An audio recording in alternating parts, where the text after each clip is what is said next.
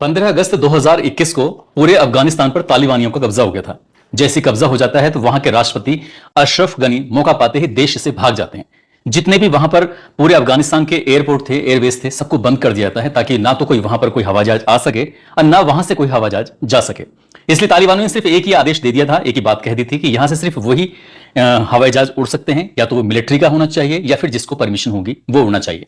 लेकिन लोगों में भी भगदड़ जैसी स्थिति पैदा हो गई थी। लोग भी डरने लगे थे कि तालिबानी कहीं उन्हें नुकसान ना पहुंचा दें, क्योंकि वो पहली सरकार का जो समर्थन कर रहे थे। इसलिए अब एक अमेरिका का हवाई जहाज होता है जो काबुल के एयरपोर्ट पर टिका हुआ था, वहां से वो टेक ऑफ होने वाला था, यानी कि उड़ने वाला था। और जैसे वो हवाई जहाज उड़ने वाला था तो बहुत सारे लोगों को यह बात पता चल जाती है।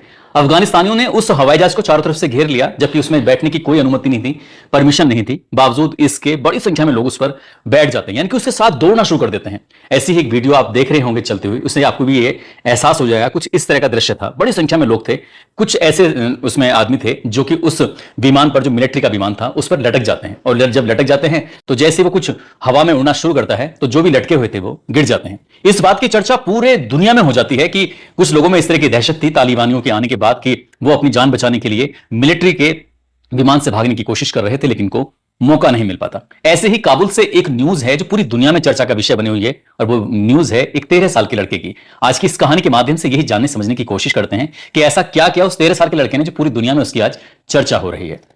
आदाब, नमस्कार, सत श्री अकाल। मैं उस्मान सैफी। आज की जो सच्ची घटना मैं आपको सुनाने जा रहा हूं, ये सच्ची घटना शुरू होती है अफगानिस्तान की राजधानी काबुल से, और बात कर रहा हूं 21 सितंबर 2025 की सुबह 10:25 के आसपास का वक्त हो रहा था। इंदिरा गांधी इंटरनेशनल एयरपोर्ट पर, जो टर्मिनल 3 है, वहां के रनवे पर एक लड़का जिसने सफेद रंग का कुर्ता पजामा पहना हुआ है, वो आराम से इत्मीनान से ऐसे टहल रहा था। जबकि वहां पर वो प्रतिबंधित जगह है, वहां पर इस तरह से किसी का टहलना, घूमना फिरना ये आसान नहीं है।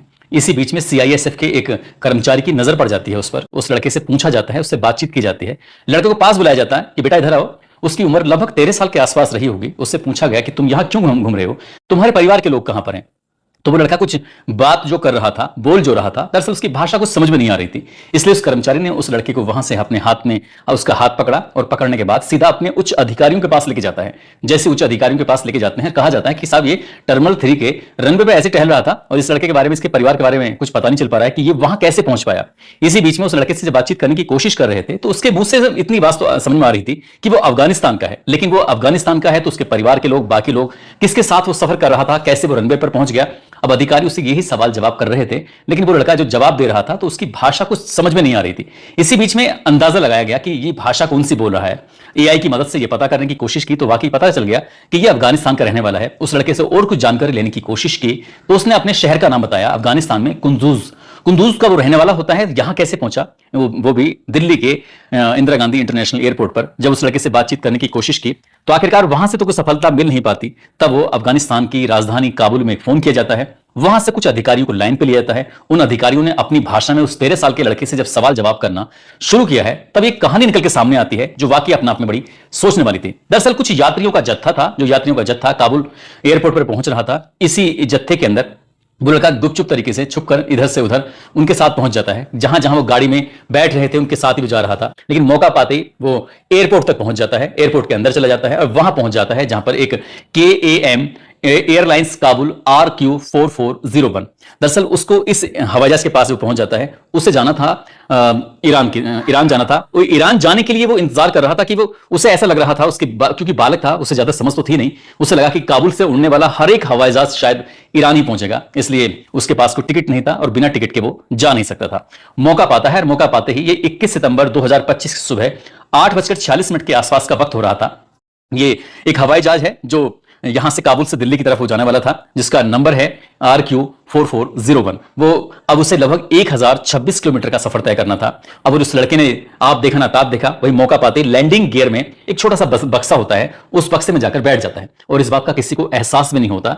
लगभग 1026 किलोमीटर का सफर 90 मिनट में वो पूरा करता है, और पूरा करने के बाद ये दिल्ली आ जाता है। अब अधिकारी यही सोच रहे थे कि जो हवाई जहाज उड़ता है वो 30,000 से लेकर 40,000 की ऊंचाई तक, फीट की ऊंचाई तक उड़ता है, और यहां पर इतनी ऊंचाई पर उड़ने के बाद ऑक्सीजन का लेवल बहुत कम हो जाता है, यानी कि ऑक्सीजन तो रहती ही नहीं अगर सही मायने में देखा जाए तो। साथ ही ठंड भी बढ़ जाती है। ठंड इसलिए बढ़ जाती है क्योंकि 165 मीटर ऊपर जाने पर 1 सेंटीग्रेड तापमान या 1 डिग्री सेल्सियस तापमान घट जाता है, माइनस हो जाता है। अगर हम 40,000 को 165 से गुणा भाग करें तो 242 माइनस में हो जाएगा। जाहिर सी बात है कि वहां ऊपर जो तापमान का लेवल है वो बहुत ज्यादा कम हो जाएगा और माइनस में चला जाएगा। ऐसी स्थिति में एक तो ऑक्सीजन नहीं है, ऊपर से ठंड, और लड़के ने सामान्य कपड़े पहने हुए थे। तो ये वाकई अपने आप में बड़ी ताज्जुब की बात थी, ऐसा आश्चर्य की बात थी, हैरान करने वाली बात थी कि वो लड़का 13 साल का ठीक ठाक कैसे रहा, आराम से 90 मिनट का सफर उसने बहुत आराम से कैसे कर लिया, और उसे किसी चीज की इतनी ऊंचाई पर जाने के बाद कान के पर्दे तक फट जाते हैं, सब बताया जाता है, लेकिन उसके साथ कुछ ऐसा होता ही नहीं है। उस लड़के से बार बार पूछा जा रहा था कि तुम कितना झूठ बोल रहे हो, कितना सच बोल रहे हो।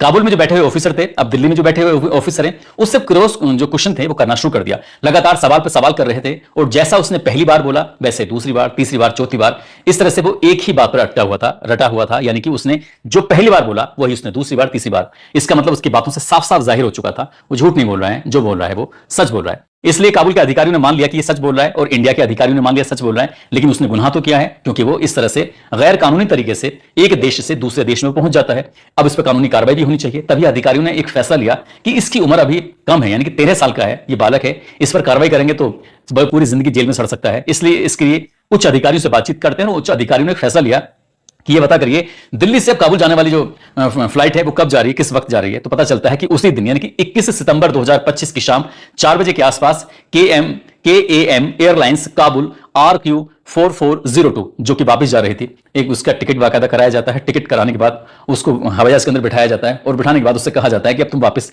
जहां से आए हो वहीं चले जाओ।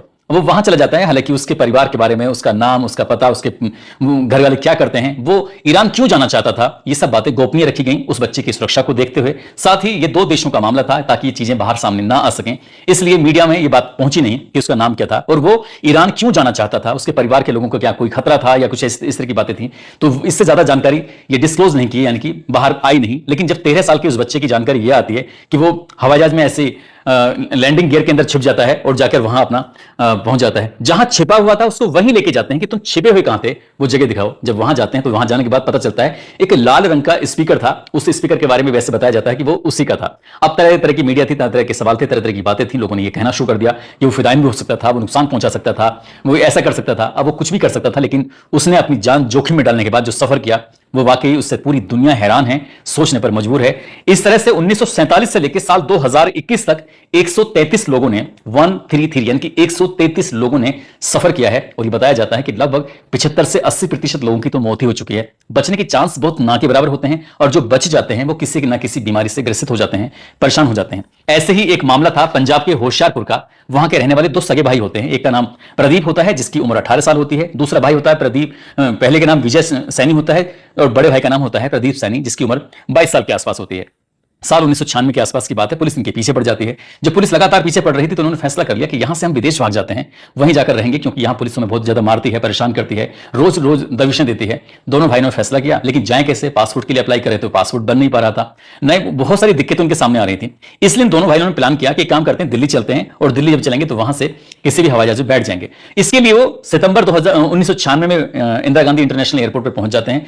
10 दिन लगातार रैकी करते हैं। वो दौर ऐसा दौर था ना, उस वक्त बहुत ज्यादा सिक्योरिटी थी, ना ही सीसीटीवी कैमरे थे जो कैमरे की नजर में जाते। उन दोनों भाइयों ने 10 दिन रैकी करने के बाद एक हवाई जहाज, जो अक्टूबर 1996 की बात है, ब्रिटिश एयरवेज था, वो मौका पाते हैं, उसके जाके लैंडिंग गियर में जाके छिप जाते हैं। दोनों भाई आराम से बैठे हुए थे, लेकिन कोई नहीं जानता था कि इसका सफर जो था वो बहुत बड़ा सफर था। ये 6693 किलोमीटर का वो सफर था जो 10 घंटे में कंप्लीट करना था। आखिरकार दोनों भाई बैठ तो जाते हैं उसके अंदर, लेकिन बैठने के बाद जाहिर सी बात है क्या स्थिति रही होगी, ऑक्सीजन का लेवल कम, ठंड ज्यादा हो गई। एक भाई तो मर जाता है कि छोटा वाला जो होता है विजय तो मारा जाता है, लेकिन प्रदीप जो वहां पर पहुंच जाता है, प्रदीप की स्थिति कुछ ऐसी हो रही थी नाजुक, वो बहुत ज्यादा बीमार स्थिति में पहुंच गया था। लेकिन जैसे वहां पर एयरपोर्ट पे जो कर्मचारी थे उनको मिल जाता है, उसको वो हॉस्पिटल लेके जाते हैं। 4 दिन बाद उसको होश आता है। होश में आने के बाद सबसे पहले उसने पूछा कि मेरा भाई कहां है, तो अब पता चलता है कि उसका भाई भी साथ में बैठा होता, और जब उसकी लाश ढूंढी जाती है तो लाश मिल जाती है विजय की, लेकिन वो मर चुका था। भाई को बड़ा अफसोस होता है। लंदन में उसके खिलाफ मुकदमा दर्ज हुआ। लंदन में फिर कोर्ट ने मामला सुनाया, और कोर्ट को भी आश्चर्य हो रहा था कि एक व्यक्ति इंडिया से लंदन पहुंच गया।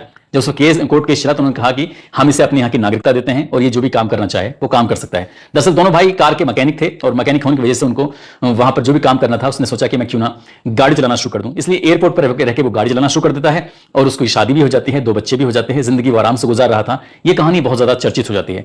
दोस्तों, ऐसे ही उस 13 साल के लड़के ने भी पूरी दुनिया में सुर्खियां बटोर ली हैं, लेकिन वो क्यों भागना चाहता था अपने देश से, ये बात निकल के सामने नहीं आई। दोस्तों, इस पूरे घटनाक्रम को सोने का उद्देश्य किसी को परेशान करना नहीं है, किसी का दिल दुखाना नहीं है, बल्कि आपको जागरूक करना है, आपको सचेत करना है, आपको बताना है कि दुनिया में किस किस तरह की हैरान करने वाली बातें भी सामने आती हैं। जाते जाते बागपत के रहने वाले तैमूर त्यागी हैं, आज इनका जन्मदिन है। इनको जन्मदिन की ढेर सारी शुभकामनाएं, बहुत बहुत मुबारकबाद। कुछ लोगों ने नाम लेने की अपील की है, जिसमें मुजफ्फरनगर उत्तर प्रदेश पुलिस में तैनात हैं विश्वास कुमार, इन्होंने भी नाम लेने की अपील की थी। साथ ही गाजी इकबाल हैं जो लखनऊ से हैं, निशु पंडित, गोविंद सिंह, फरहानाज, अब्बास चौधरी, रूबी सिंह, पप्पू रावत, दिलीप यादव, अजीम अंसारी, राकेश कुमार यादव, सुधीर सिंह, सना अब्दुल शेख, आरजू सद्दाम, नीतीश कुमार यादव, हिना राजभर, अभय चौधरी, दिलराज सिंह रावत, ब्रजमोहन, असलम, आर्यन, हसन मंसूरी, वीरू कुमार। आप सब लोग अपना ख्याल रखें, सुरक्षित रहें। जय हिंद, जय भारत।